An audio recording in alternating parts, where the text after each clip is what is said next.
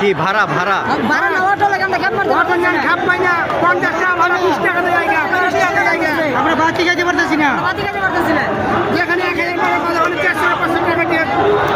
মানে ভাড়া বৃদ্ধি করতে হবে। আমরা চাই চলবে না